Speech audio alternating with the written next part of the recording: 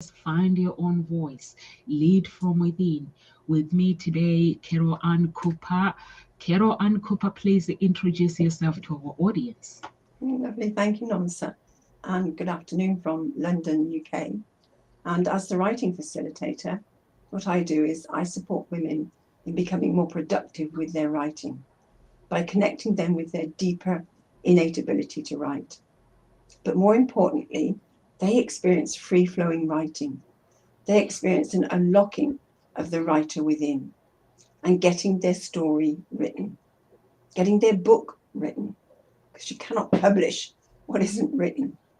And all of this has come about through my own journey of unlocking the writer within.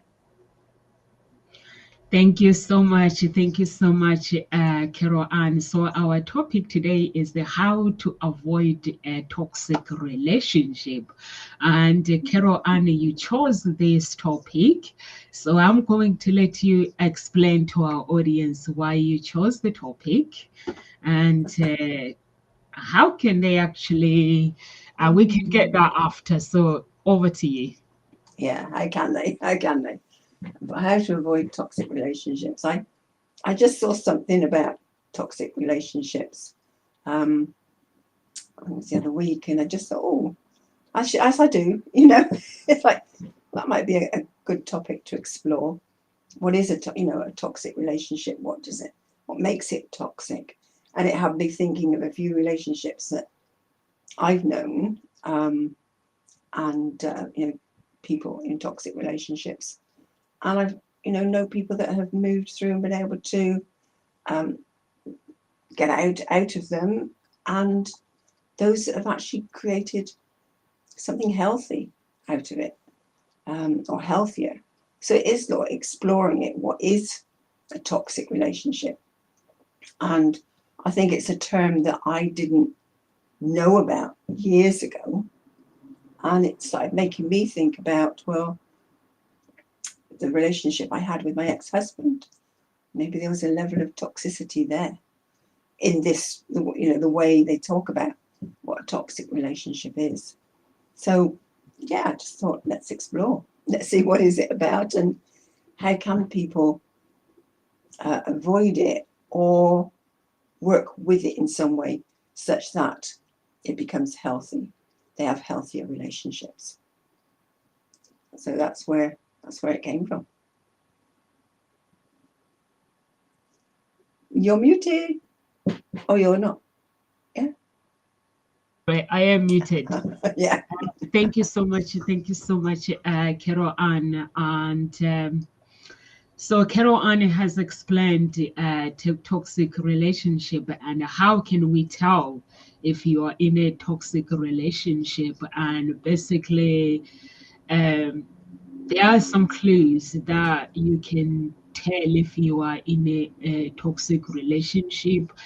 If you, let's say, if you are in a relationship and your partner puts you down and verbally in front of other people, there are some people, like sometimes I go to town shopping, you see a man really speaking roughly to his wife, or a woman basically putting her spouse down in front of everyone in the crowd, and they have children there. So that those are the signs. And sometimes while your partner says they love you and their actions basically don't back it up, because if somebody says verbally I love you and then they do something else completely that does not back up their words, and if your spouse is controlling you, it doesn't have, most people when we talk about toxic relationship they think about men only. There are women as well who are controlling as well. There are women who abuse their spouse as well, their men as well. So we are talking about both sides. So people are aware in the society that those are the things that is the reality. Men do go through abuse as well, and sometimes they will be uh, checking out your phone, reading your emails, and check, like maybe they turn up to places unannounced. You go out with your friends, they check, they basically turn up. And sometimes your partner tries to make you depend on them, and sometimes they let you change things about yourself, the things that you love to do, or how you dress, or there's so many things. I'm gonna let Carol Ann add some things as well that she thinks that basically, Carol Ann, please add a few things that I left out. The Okay, list no, goes there's on. a whole host of things, and maybe people don't realize. Yeah, you know, being able to choose what you wear. You know, is there a level of control happening in terms of what your partner is saying you can wear, or maybe making you feel guilty for not taking their advice? They want you to wear something, but you're not allowed to be your own person. And I remember there was a few times when, with my ex-husband, he would suggest dresses that he would like me to wear, and it was like, to me, it didn't feel like me. And I remember buying one and wearing it just to please him, and I felt so uncomfortable in that dress. I never wore it again. But what in me allowed that to happen? I think that, it's recognizing what is it that allows you to be in this position. Are you wanting to please them so much that you can't stand up for yourself? Do you feel that there's that level of control from them, or do you fear repercussions? Because sometimes the way they can come over, it makes you feel guilty that you're not.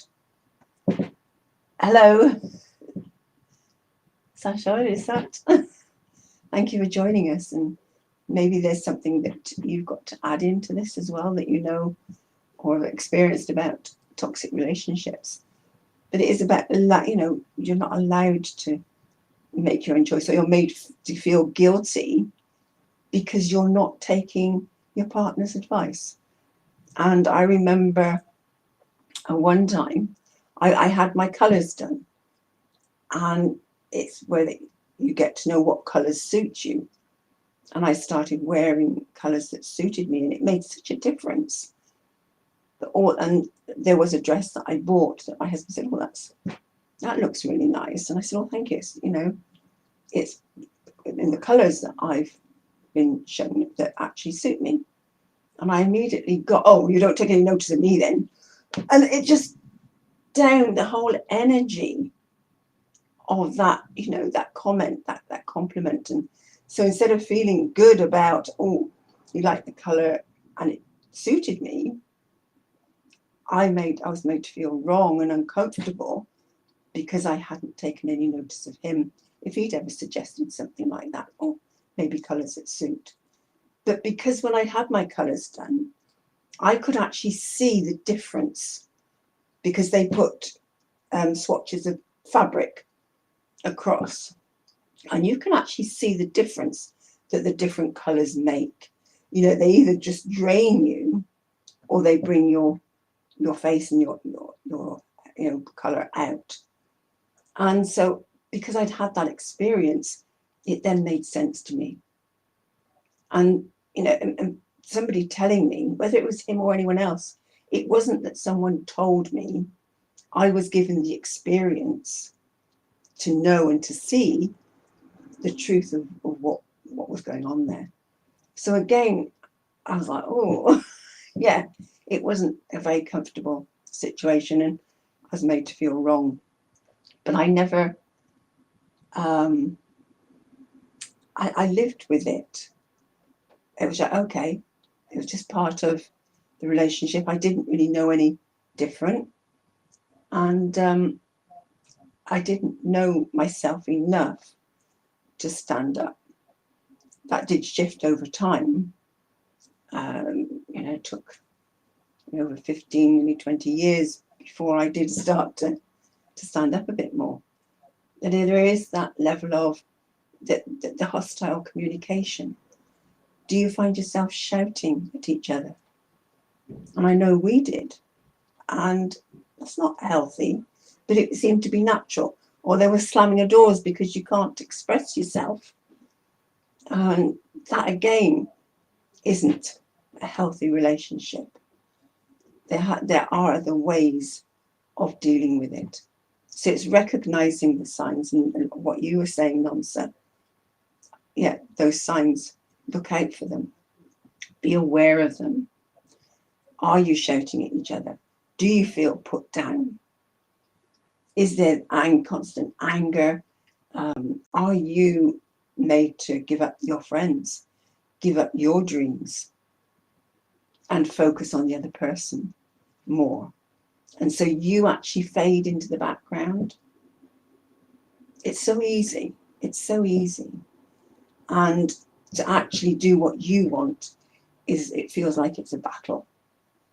And there were things that, yes, I did want to do and I managed to do them, but it was a battle. And so how can we deal with that? The first step is recognizing that actually this is toxic. This is not healthy.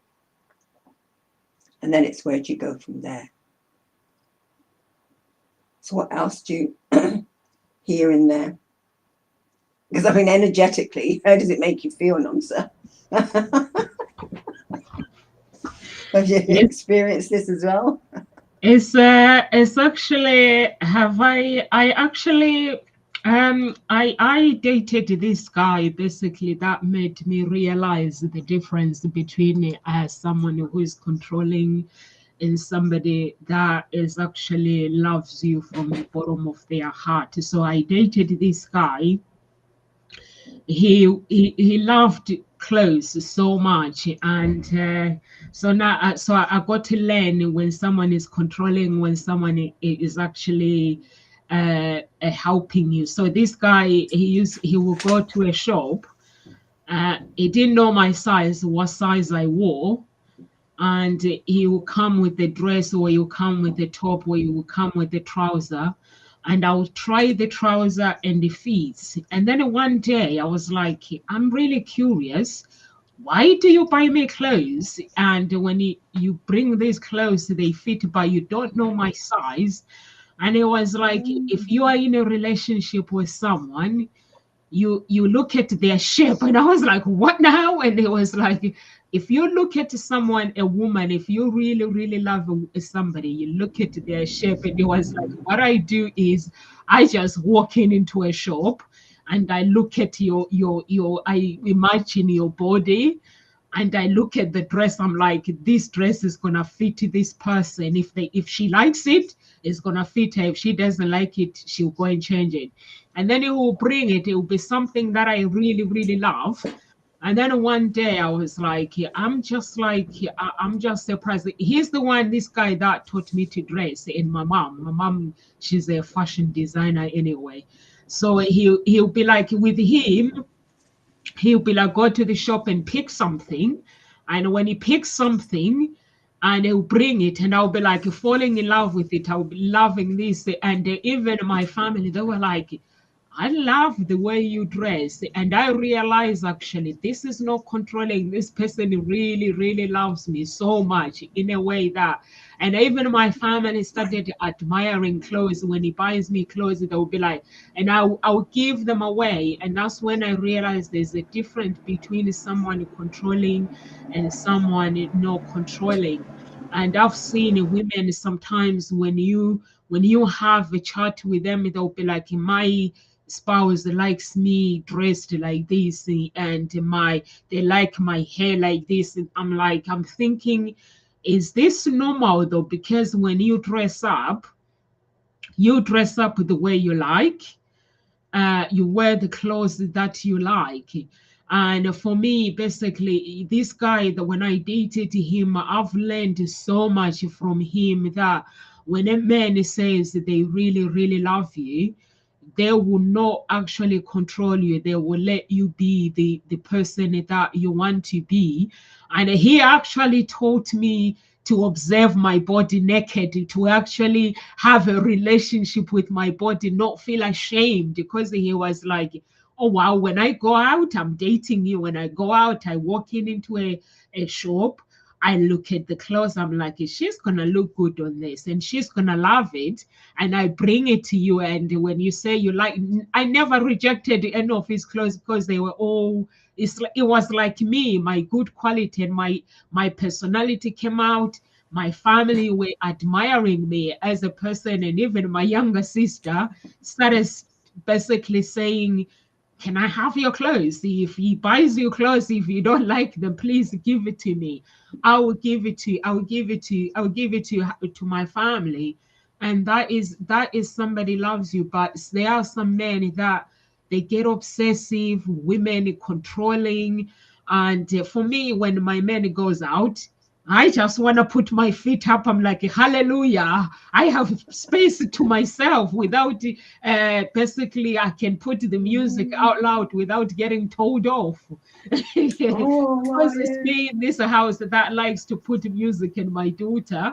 So I'm like, when they are all out of the house, like now I'm on my own. I just been in the office. Now I'm at home closer to my daughter's school so I can go and pick it up. And I just say hallelujah. And when they all come from work and my daughter comes from school, it's just another time, another thing. And also is something that I've learned when I was studying psychology and when I was doing therapy with the different people, and even here doing gossip talk shows, working people, that sometimes you have to let go of control because you end up controlling someone without realizing. And it is something that I had to learn, Carol Ann, the hard way. Just let go of control. And that's why when I'm at gossip talk shows, I know that I have a family.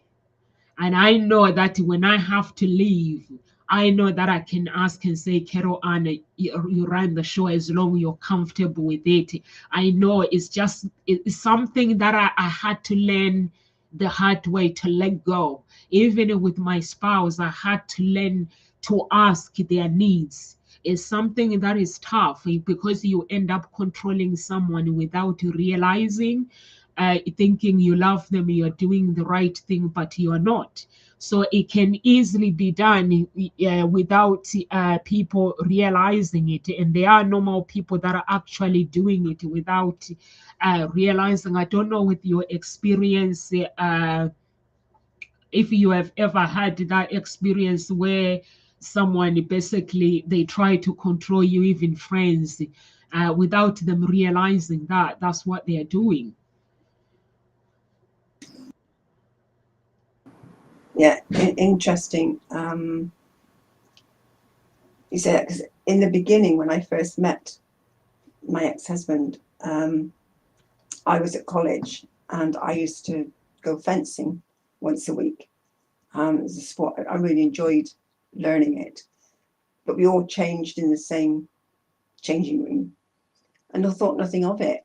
And then he started, when I met him and he started to realize what I was doing, he didn't like it. He was saying, yes, but you shouldn't all be changing together.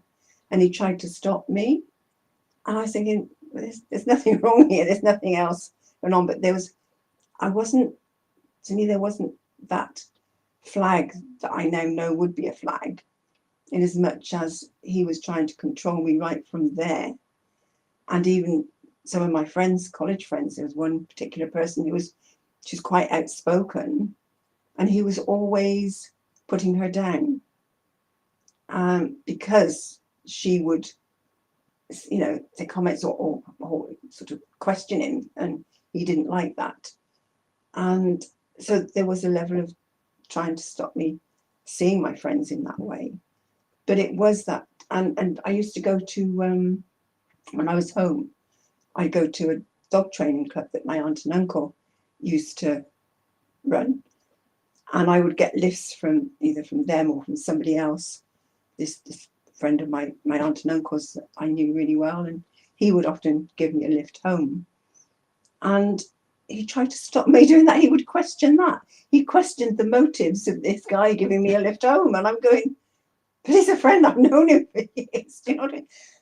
But it didn't. It felt uncomfortable, and I'm thinking, why are you questioning that? So there's already a lack of trust in the relationship and a question and a wanting to change something. So, but I wasn't aware of it in those terms because I wasn't fully comfortable with myself and able to say, look, if you don't like it, tough luck, basically. Or even have a conversation to say, well, look, where's this lack of trust coming from? Because all that was happening was he was putting his distrust or whatever had happened to him in the past, it was reflecting it onto me. And so therefore, this is where conversation and being able to communicate in such a way that you get to know each other better and understand where they're coming from, but also be able to stand for yourself. So yes, ask their needs, but you also need to know your own and be able to have that expectation that they will ask yours and respect that as well. But trust really is key here, I think, if there's any lack of trust.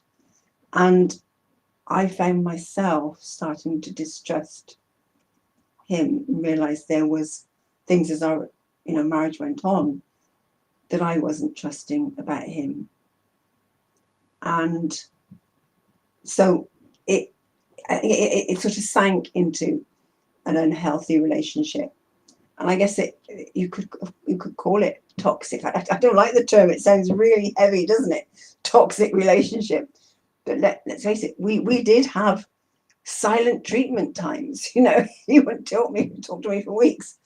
It's like, and so we got into that habit, and then something would happen and it was fine and we'd talk again. But there was always those silent times where we weren't talking. And it's so uncomfortable. How do you break that? How do you stop that and move through it rather than allowing it to happen and allow it to be part of your way of living? Because actually it's not healthy at all. So I do recognize these signs, and again it just became a way of life. And I think that in itself ought to be a flag, this red flag going, has it become normal? Have you lost sight of yourself? Is this something that you really need to put up with or should put up with? Should it become a matter of course, a part of life, and you just put up with it, you make excuses for the other person? Well, no, it doesn't need to. And I fully realize that now. And I do know that he very often, if we were at a point of having a disargument or an argument or disagreement, he would always have this threat. Oh well, that's it then. Let's split up. And he knew he had me because it was like, no, don't do that. No, we don't do that. So we worked it through and held on to it because I had this fear of being on my own, of not being able to cope outside of the relationship. It was a very strong fear at the time. But as I got stronger, and I did actually get to a point not later on in the relationship where I did say to him one day, he said, oh, well, let's part company, let's go and see some solicitors. And I went, okay, then let's do it. And he said, that's not the answer I wanted. I thought, yes. And in that moment, I could feel a lot stronger. And I thought, yes, it was. And I saw it for what it was. It was a carrot dangling, and he knew he'd got me each time. But from that point on, that threat never happened again, because I'd faced it and I'd gone, okay, then let's do it. So that threat never happened again. So find that strength in yourself to, as you say, it's letting go of what doesn't work. And you have to be prepared to just call the bluff or walk away. But I like what you said about having space to yourself And it is being able to have that space, whether both of you are there or not. And do they crowd you? And I know in the beginning I was crowded a lot, and I was constantly not able to have my own thinking time. And then as time went by, I did have a bit more. I was able to have that thinking time because he started to read as well, because he never read. And I used to love reading. They would always constantly interrupt me. And then he found some books that he enjoyed. So it is being able to help educate somebody in a way that, how can you be comfortable together in that way? What is it that you like? And do you like a bit of peace and quiet? If the other person is all fidgety, then how can you deal with that? And if it does mean, well, they need to go out, then great, because it's honouring the fact that you need some time and space to yourself. And if you don't have the space in your house to do that, where they can then go into maybe another room to give you that time and space. And actually, sometimes them just being out of the house, like the energy shifts in the house, you can feel it. So look for these flags, and then it's how can you deal with them? Because it doesn't need to become a way of life, but you have to do some work with yourself as well. And you have to want to do something about it, not just one of you, both of you. And that's where we ended up parting company, because although he did do a bit of seeing someone else, that didn't last very long. And then I was seeing someone, and I was working on myself, and it just felt like we just needed to part company. So eventually it did, it got to that point, and it was like, okay, that's what we need to do. And even then, a few weeks later, he was coming back saying, oh, I think I've made a big mistake. I don't want to be on my own. And it was like, well, that's no reason to come back. But I was strong enough to say no. And it felt good to just be able to stand in that and say, no, this is what I want for now. And move forward with that. So yeah, it's not easy. Certainly not easy. But you have to find what's that niggle in the throat. Where's the cough? What wants to be said that hasn't yet been said? Find your voice. Use your voice. And stop walking on eggshells. Do you know the term walking on eggshells? Have you ever walked on eggshells, Namsa? Walking on eggshells around someone? Have you ever? I have not had that. No, it's where you're frightened to say something because you don't know how they're going to react. You don't know whether they're going to explode or whether they're going to be okay. And it is like walking on eggshells. You don't know. Yeah, it's not a very comfortable way to live. And I think I got that a lot from my mum as well, because there were times when I used to think, do I say this now or do I say this later? And, because I wasn't sure how she'd react. So, yeah, living on eggshells or walking on eggshells, or this fear of, treading on eggshells had become part of my life. So, of course, it perpetuated into my marriage because I was already in that. So, in a way, I attracted that to me because I was already going, oh, can I say this or not? So, yeah, it's a... So you've learned something today, walking on eggshells. I have. That's very exciting.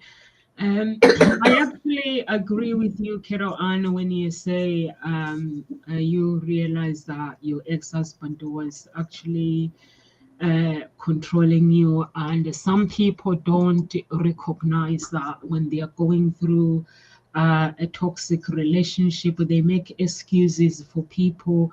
They're like, it's not him or it's not her. They even find things to blame themselves. I don't know how in their mind they do it, but they'll be like, I have triggered them to behave the way it was me. I've triggered him to behave the way he behaved, or she the way she behaved. And if someone is controlling, they are controlling. There's only one word to describe it. They are control freaks, and they are trying to control you to live the life that they want you to live. And which is not right. You end up getting frustrated. And also in a toxic relationship like that, what you were explaining also, Carol Ann, there is a relation. It has a cycle on it. There is a honeymoon period, and then there is a follow up. The honeymoon period is followed by blow up period, and then it followed up by the blow up period is followed by reconciliation. And in that reconciliation, which there is a point, the cycle begins a new one as well.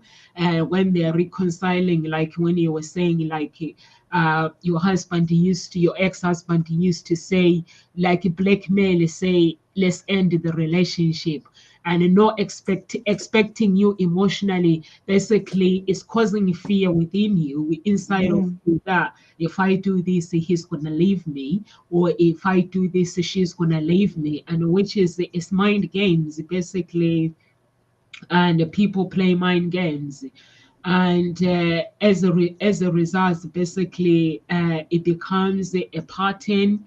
And that pattern, it can either, maybe they learned from it, is the childhood attachment, and without them knowing that this is from their parents. Or sometimes it might be something that they believe that the happiness, in order for you to have a happiness, you have to control someone. I've got my friend, and thank God I had to stop her. And she said to me, "Oh, I think my husband is having an affair." And they ended up divorcing basically. And I was like, "And what is happening?" And she was actually leaving the phone all day. She had to get a new phone and leave it all day, and so he can record everything in the house. And I said to her, "You're hurting yourself. And if he is doing it, basically, that is, if he finds out, he's gonna get hurt. Even if you are in the right, he's gonna get hurt, and then everything is gonna start blaming on you if he finds out that you are recording him without him knowing in the house." So she was basically, because he was working from home, so she got all the evidence. Luckily, she got all the evidence, but I had to stop. I was like, "Okay, now you have the evidence. Now you have to stop now." So she listened and stopped, but they ended up divorcing because he was actually having an affair. And so there are some really behavior that when you see someone, and then I said to her, don't record anyone without knowing. Again, if you want to find out if they are having an affair, or you can actually get a password from him to give you a password from your phone. If I need evidence, and if you're not hiding anything, you have to log in on your email. As like, you have to ask them to log in with you, and while they are there, if they're not hiding anything, because like myself, if I'm not hiding anything, they can log in, my spouse can log into my email and see that I'm not hiding anything. I don't have a problem with that. So I was like, so I had to give her some tips on how to do it. But anyway, she got mad, really mad, and they ended up divorcing. So which was, it was good for her, because it's not something that she needed. And it does happen for like what you were explaining about your spouse, your ex husband, Kiro, and that people start controlling people. And then when they do that, like myself, I don't think I can live in a place where somebody controls my life, because I like my freedom. I like to do things the way I like to be me. And even when there's a time where I like to listen my music. I like my quiet time. I like my me time. There's times where I just want to be me. I'll just Mm. stay on the computer or doing things, but knowing that I'm on my own. And when these guys get out of the house, I just question, where you guys going? And they tell me this is where we're going. And what time are you guys coming back? And they tell me I'm good with it. I'm like, children free, spouse free. Hallelujah. I love that. So it's nice. But if I have to date a man that controls me, it will kill me. Basically, I don't think I can survive, because I know what it means to basically being able to do things yourself. I was raised by parents. My parents were no parents that say, we want you to be a doctor, we want you to be this. My parents always uh, preach about the importance of respecting people, the importance of respecting your life, and the importance of knowing where you need to go. And my dad, they used to tell me, my fathers used to tell me that even though we've got friends, but our dreams are going to be different. The path that we take is going to be different. So as long we are aware of that, and because I was raised that way, for me to be me, if I was to date a man that will tell me that I can't do this, that will kill me. I don't think I can survive. Mm. So that's why it's important for somebody, if you notice that there is some things that are happening, like how you dress, and somebody says, don't dress like that, don't do this, don't do this. Like myself, I love spending time with God. There's times where I just want to be on my own. I'm just praying, and I love to go pray in the room and just be on my own and just meditate with God, in the Word of God.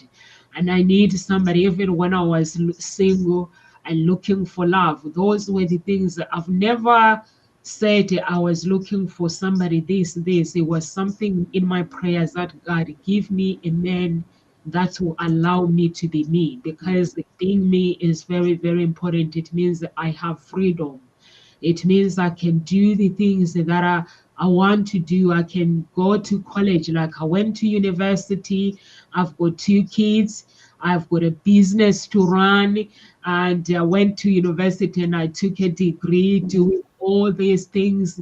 And no one in the house have ever said, you're doing too much, you're doing this. They just support me. They are Mm. just there to support me. And when I feel tired, or if I feel that, you know what, right now I can't do this, I always let them know. But I've never been in a stage where I say I can't do it. If I feel that I can't do something, if I have to sit on the sofa for 1 hour, I'll just go and relax. So I don't think that basically human beings, we are built, basically we are designed to be controlled. I don't think so. We are designed to live the life that we want, to have that freedom. And it is nice, like myself, my spouse does the things that he loves to do. I do the things that I love to do, because I've learned that. And for me to be in the stage where I let someone do whatever they want is by looking at the people that I have dated in the past. The relationship didn't work because I was trying to control them to be like my father, and like not controlling, Mm. wanting the relationship to run like my father did. Like, you don't tell me off. I was never to get told off, so you don't tell me off. And I had to work on myself, and understanding the importance of letting people be is very, very, very important. And even with my children, I let them be. And whenever the hard work has to be done, that's when I actually let them know that there's time to play, there is time to focus. Even with school, they know that there is time to play, but there is time to actually focus in. I'm teaching them that whatever you do in life, you have to take it serious, and then you have to rest. Take things serious. I cannot control them, but I can guide them through life. So I know the importance, what it means to be in a relationship with someone and they try to control you. I've dated men that tries to control my life, and they try to make plans for me, and I don't like making people making plans for me. And it's like when we cook food, my spouse has this thing where you will serve everyone, and when you serve him food, and he's like, I can walk and get my own food. So when I serve everybody else, his food stays in the kitchen, because but he says he can bring his own food to the table, but I've realized actually that's not true. It's because he likes to go to the cupboard and find pepper, find all the different sauces, because he likes sauces, and put them in there instead of bringing them on the table. Put them in there and mix everything. Or sometimes he will come up with a different sauce mixed up, and he'll be like, wow, test this. So I was like, that's why you don't want me bringing at the table, on the table. So I leave his food there. That's what he wants to do. I leave it in the kitchen. He goes and collect it. But it would be different if he can finish the food and go wash up. He doesn't. He likes Oh, cooking the food. He likes to cook. Everybody actually in this house, they like to cook, but no one likes to wash up. Honestly, I've got chefs, 3 chefs in the house. No one likes to wash up. So it'd be nice if somebody would say, Mommy, or I love to wash up for you. So yeah, but yeah. I do basically relate to you, Carol Ann, when you say I don't know how you felt. You've not told the audience the feelings, because you look like you're someone who is independent, and when your ex-husband was like telling you this is what you need to do and blackmailing you emotionally, how did that make you feel inside? Um, Because our inner yeah. world is very, very important. It's like going back because I feel completely different now. Yeah, I There was a fear that ran me before. yeah, There was a fear that I wouldn't be able to cope outside the relationship. There was a fear that he would just go and I wouldn't be able to cope. And my mind just play all sorts of tricks with me, but there was a fear. And I think the fear also that I wouldn't find somebody else. So I have to, I've got someone here now, and it's like I have to hold on onto this. But there was always this fear that was running it. And it didn't feel comfortable. I felt myself withering inside. If I think back, I wasn't really conscious of it at the time, but thinking back, it was like there was a withering of myself, and it felt like I had to fight for what I wanted to do or what I wanted to have. And very often, if there were times when it didn't work out, it's like that sinking feeling. Because yes, we'd go through those 3 stages that you spoke about, where you end up, having a blow up and an argument, and then you have the reconciliation. And sometimes it had got to a point where when we did make up and we say, okay, we then start planning again. We were always talking about the future and planning, but I could feel this sinking feeling inside going, oh no, and realizing this wasn't really what I wanted, but I couldn't speak out. It was like I didn't have a voice, because we didn't really talk about what really needed to be spoken about. It's like we really dodged the true issues. And so it's like we would just plan again, and then everything was hunky-dory. It was, we did have some really lovely times together. And when I think about it, they were false because they were built on believing that everything was okay. But yeah, we had some great times. But a lot of the time, there was this fear underneath that ran it, that I wouldn't be able to cope outside the relationship. And so that was fed into a lot. But when things happened, yeah, it was like there was that withering of me inside. This, and I guess I felt almost like there was something going. I was blaming myself. I was feeling angry at myself. So there was anger at myself not being able to fully step up and stand up and have the conversations that really needed to be had.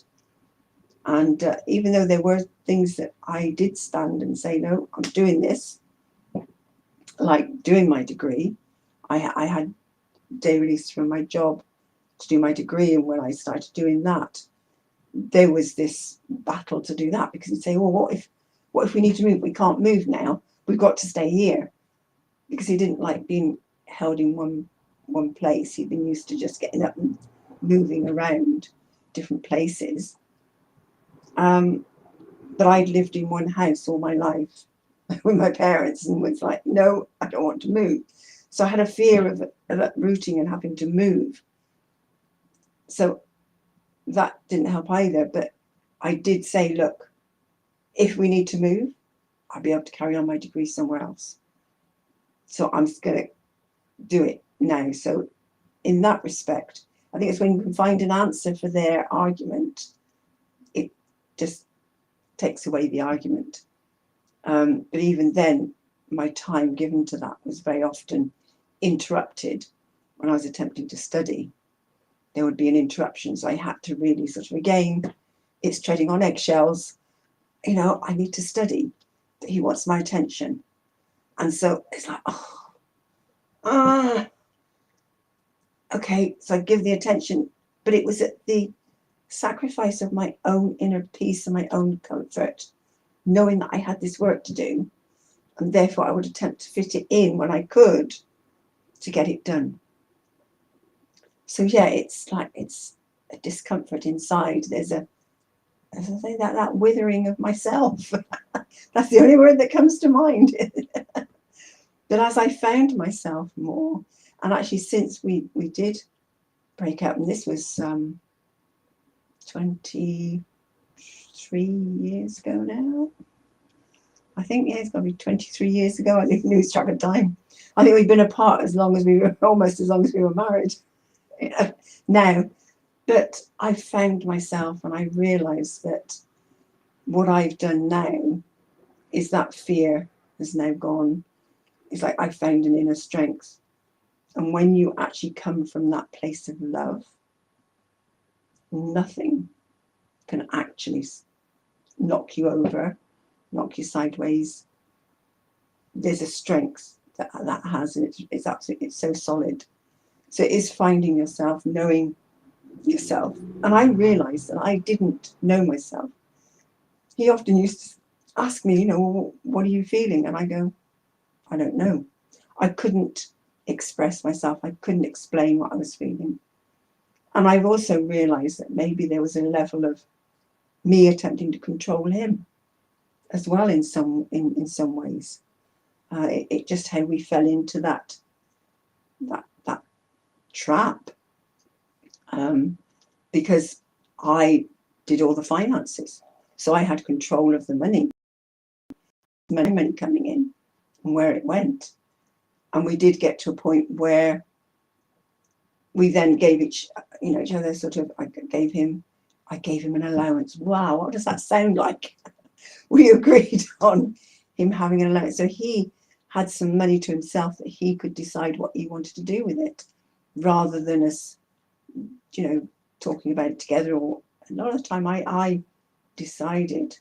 So I'm become aware of how much was I controlling as well. And, you know, as I've done all this, as I began working on myself and going on this personal development journey, I've realized my part in the whole relationship, you know. They've Carol kind of Ann, hang on. I need to flooded. stop this guy. Hang on. Yeah. What's wherever she's going? I don't know. But anyway, it's find your voice. Get to know what you want. Find your voice. Stop walking on eggshells and actually learn how to explain how you feel without pointing a finger of blame and saying, you're making me feel like this. You're doing this to me. It's actually being able to say, this is how I'm feeling. This is the impact. And when they start going into, oh, well, you're making it my fault. It's all my fault. And it's like, no, that is not what I'm saying. It's being able to find that strength to be able to say, no, that's not what I'm saying. What I'm saying is this is how I'm feeling. You said this and this is how I've taken it. This is how I'm feeling about it. I'm not saying you have made me feel this way. It's taking ownership of your own reaction to it and being able to have an adult conversation. And I used to realize that actually it was a lot of adult child conversations that went on. There was never really adult to adult. But I didn't know how to fix that or how to deal with that or how to sort of, again, allow that to happen. So find your voice. Stand and actually see that other person as an adult, not as an injured child who you are then being the adult. Recognize the role that you're being put into and speak about it. Find a way of communicating and conversing and start taking up space. Instead of being diminished, withered inside, it's like, yeah, you diminished yourself. No. By getting to know yourself, getting to know what you will or won't put up with or what you want or how you feel and finding words to it, explain that and express it. And it comes down to those boundaries. What are the boundaries? Know your boundary. And when somebody steps over it, stop and say, no. I'm not letting this be stepped over anymore. Just stepped over a boundary and talk about it. Not in a way that you end up slamming doors and storming off, which is what often happens. No, learn how you can actually sit down and discuss it in such a way that it comes to a resolution that you both feel happy with. You understand, you feel understood. They don't feel like they've been diminished in any way or made wrong. Or it's, you can express your feelings, you can express your emotion. You can say, look, I'm feeling angry without being angry at the person. You get the difference.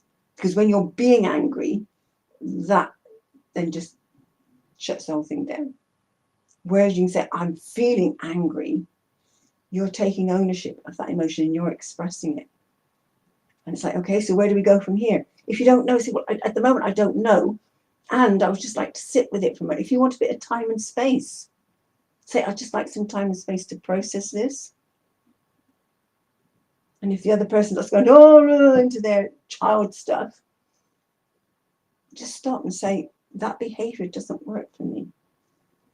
What I'm seeing you do, to me, is behaving like a child. That's how it occurs to me. And that does not work for me right now. And it's having the courage to be able to speak in that way. Because you're taking that ownership of taking that charge of the situation, but also having an expectation of them to recognize what is their behavior and be an adult and find, permission to say, well, what is it you want out of this? And just be able to find what each other wants. And I love what you were saying. you said, Nonsa, something about understanding each other, knowing what each other, and that's right, that guy that you said, he just seemed to know you and was able to buy clothes that actually suited you. You were right, that wasn't control. He had a knack of being it, he had an eye for it, and he just knew. That's different from someone who thinks and has got their own filter and thinks, no, you should be wearing this because I think this is what's right for you, that actually isn't, to somebody who actually has got a great eye and a knack of finding the right things that would do suit you. You know, so again, it's being able to recognize that. Yeah. So you're back, you went, you came. Yeah, I went because there's a tree that was falling. So the tree was reported. So they were coming to chop the tree, but then the noise it was too loud. So when I went out to check how long they're gonna take, they were like, we're finished. So they were here 5 minutes to chop the tree with the big trolley. Oh, wow. So they've done that. So yeah, which is good. yeah. Oh, I good. was like, Yeah. how long are you here for? Because it was so noisy. Oh, wow. Yeah, so I think Okay. it's very important to what you're saying, Carol Ann, that basically we have to just to understand that in life we do have a choice, and the next step is to start standing up for yourself if you are in a toxic relationship, and know that whatever the behavior that your spouse, whatever they are doing, is you are not at fault. Is because the once you buy into it's my fault, you're gonna end up blaming yourself, and they end up having depression, and you end up having limitation and struggle to heal yourself in life. So you have to if you realize that I'm actually in a toxic relationship, if you can't leave the person, is the good place to start is to get professional help. Because when you do get professional help, it does help you to get to where you need to be. And once you get to that professional help, you make a choice. It might be the other person, it might be willing. Don't force someone to get therapy. Just because you feel that you want therapy, you can suggest to somebody that let's go therapy. But if they say I don't want to go therapy, you have to make a choice and take therapy on your own. And through that therapy, the choice will be made. No therapist to make a choice for you, but once you work through a professional therapist, you will make your own choice whether to stay in that toxic relationship or to heal yourself and move away and find proper healing and heal yourself. So it will be a choice in life. We all have choices. I used to think people can make, I never actually believed that people can make choices. My parents are crazy. Honestly, Carol and my parents are crazy. If you go to my mom's house, we we all respect each other. We all respect other people's choice, people's choices. I've got siblings. We are completely different. We do our own things, different things. We are all different, and that's how my parents have taught us to do that. And my mom basically, she's a woman that basically she's a role model to her family. Basically, she lets people be. If they come, my aunties and my uncles, like when they will be argument and they call my mom, we expect my mom to take side, and my mom will be like, "You're all family, just get up and get on with it. Just forgive each other and get over and get on with it." She wouldn't take side because if you love yourself that much, and you will do something about it. And that's why so many people, they are like, I don't believe in love anymore because I've been in a toxic relationship, or I've been cheated, or I've been this. But you can still find love again. You can still find that life that you are meant to live. only if you recognize that everything that has happened to your life is never your fault. We all go through life journey we all go through challenges in life, and when we go through challenges in life, we learn from those challenges. I've learned basically when I was looking for a home, I've learned that I don't have control with life. There are some coaches and speakers that say when you manifest, you can get whatever you want at your own time, which is, I think, is wrong to tell people that, because if somebody tries it and things don't work, they give up very quickly. If you manifest, there is a guarantee that you get what you are manifesting for. But the guaranteed time scale, it might not be the time scale that you expect it to happen. So if you are going through something and your relationship is not working, you are in a toxic relationship, find that champion in the family or a friend who is a champion. Everyone has a person that they go to when they have problems, somebody that does not take side, somebody that will tell you things as they are. And find that person and confide in them and go and get a professional help and get help. And know that life is a process. We go through, when I was looking for a home, I was like, money is not everything. Money cannot buy what you want. You have to search for it. You have to look for it. I was looking for a house and I was like, I can't find the house that I want. But it doesn't mean that that house is not there. It is there. I just have to wait. And I learned to be patient.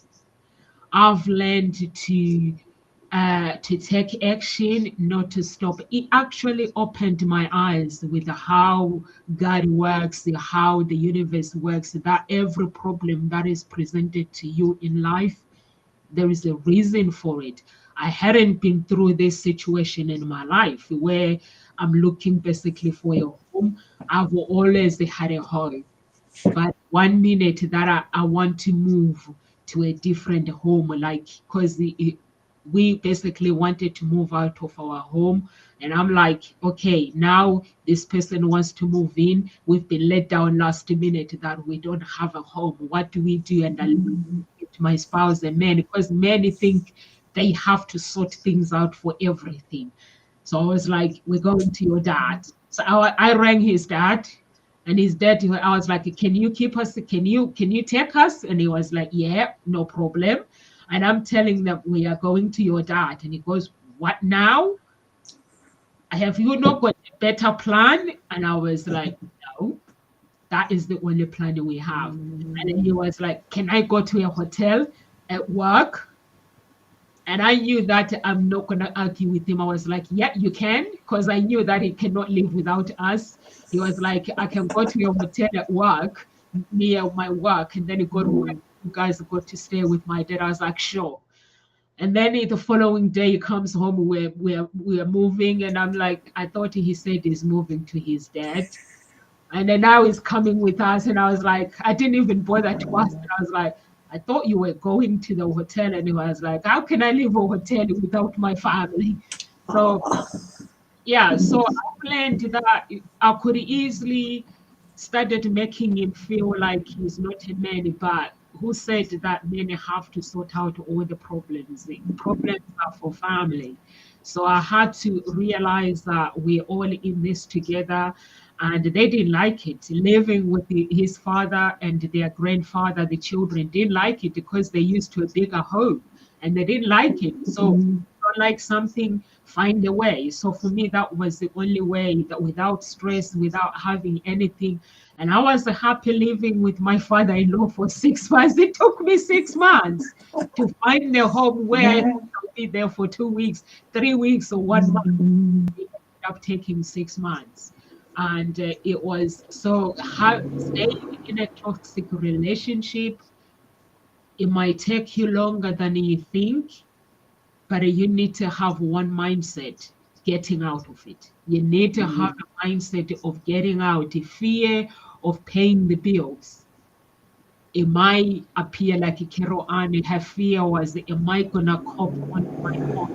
You coped before on your own before you met this person. So what makes you think you can't cope on your own? So you have to understand that you can cope.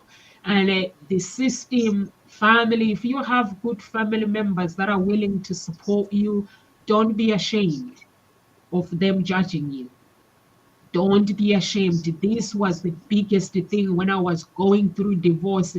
I was like, if I tell my family, I'm gonna be ashamed, they're gonna be ashamed. And they didn't care. All they cared about is, is my father, my daughter's father okay? Or am I okay? Those are the things that they care about. Are you guys okay? They didn't care we are separating. They were like, it's really sad, it hurts that you guys are moving on, going separate ways, but there is nothing we can do. We wish one day you can go get back together. I was like, it's never gonna happen. But then I realized that it was all in my head. I was making it up. So I'm sure you, Carol Anna, as well, you had times where when you were married to your husband for 23 years, where you felt ashamed of leaving your relationship, even if you knew it was wrong to stay. But in the end, we get out of it. So any words of encouragement, Carol Anna, you would like to add? Um, yeah, because as I said, it's been 23 years now since we parted company. We were married almost 24 years. And I knew him a couple of years before that, so I've known him 26 years. But I have survived. That fear, it's like, why did I have those strange thoughts? Because he used to be a policeman. And I used to have that thought, oh, I'll never be able to look at a policeman again without getting upset because I'll be thinking of him. What? But they were real fears. It was real concerns that held me stuck. And yet it's like, I see a policeman now and I remember those thoughts. It's like, no, wasn't it? They're no longer there. So if you can face those fears, they go, and recognize them, that actually it's fear is false evidence appearing real. It isn't true. But as you were saying, Nonsa, yes, reach out, get help. And if it is only you that is prepared to go and get help and get some therapy in some way, be prepared that the relationship could, you'd end up parting company. And so be prepared to let go of that relationship. Because if you're willing to change and the other person isn't, then that doesn't really lead you to a relationship that's going to come together and be healthy. If you want to work together, you have to be intentional. It has to be together. You both have to want to make it work. You both have to decide, no, we're going to work on this, and do what it takes. Because if you come from there, then you've got that stronger, there's a stronger bond, there's something that will keep you together and you'll find a way through. And it is just very quickly thinking, well, is it about avoiding a toxic relationship? Or is it just about being able to recognize when you're in it and here's an opportunity to learn something? Learn something about yourself, learn about the relationships. So be open to this is a learning opportunity. What is it here that I can learn? And just very quickly, a healthy relationship will never require you to sacrifice your friends, your dream, or your dignity. And what you were saying, Nonsa, about just when you were asking, someone was asking, well, when you're going to come back, what time do you going to get back? It's recognizing that it's out of respect that you let somebody know. Because if you're in a relationship, it's not about control. It's about knowing, where are you safe? And just letting them know. It's just respect. And if you can reframe it in that way, then there won't be that maybe that same level of tussle about it. And a realization at some point, you have to realize that some people can stay in your heart, but not in your life. And you can survive, but you have to want to. You have to want to find you. You have to. Say have to. Depends what you want out of your life. But you can survive. You can get through it. Just recognize it for what it is and make a stand. So, yeah, I think that's my last words.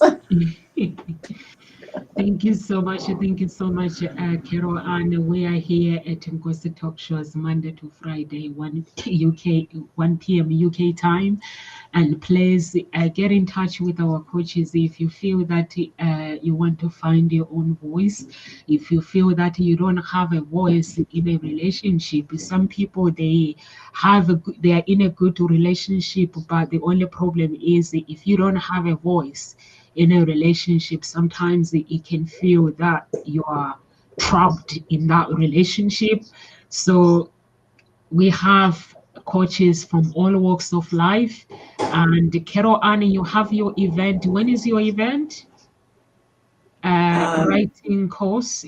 You have a writing thing. When is it? Is it next week? No, my writing challenge was due to be this week, but I ended up cancelling. I had too many other things going on. Okay. So I think the best thing is just go onto my Facebook group and see what I'm up to and what's there. Yeah, or just get in touch, because I've got my membership group, so I have time and space twice a week where it's allocated for people to spend time and write. So it's a Tuesday evening and a Thursday morning. If you want to know more about it, get in touch with me. If you can't find time to write, you know. Yeah, get in touch with Carol Ann, and Dr. Biggett has an event tonight. Actually, is 8:30 p.m. UK time. Dance Away Your Sadness, and I don't know Eastern time, so you can convert to UK time. She's in LA, so you can convert to UK time and American time. So I don't know the time there. So the event is actually on the Ngozi Talk Show page. If anyone is interested, you can go to that event, and it's on Zoom. I think the link will be there as well. So just find your own voice, lead from within. Ngozi Talk Shows is about finding your own voice and be a leader, be a great leader in your own life. I basically lead my life. Even when the storms comes my way, I'm surrounded by these amazing coaches that can tell me that everything is gonna be okay, even if they know that the storm is bigger than me. So they let me know that I need to keep taking action. I need to keep going. Just because I'm a coach, it doesn't mean that I don't need another coach. I'm a relationship coach. I have a relationship coach, and when I'm grieving, I do speak to a therapist, Dr. Biggett. Carol Ann, she's a writing facilitator. When I'm doing something, she's there. I know I can ask and tell her my problems, and she'll be able to direct me to the right direction. So we all need coaches. We all need those champions, the people that we call champions. So if you are in a toxic relationship, Ngozi Talk Show is your home. Come home. Let's help you get out of that toxic relationship. Let's help you find healing through that. So live with grace, everyone. Have a beautiful, beautiful weekend, and God bless you. Yes.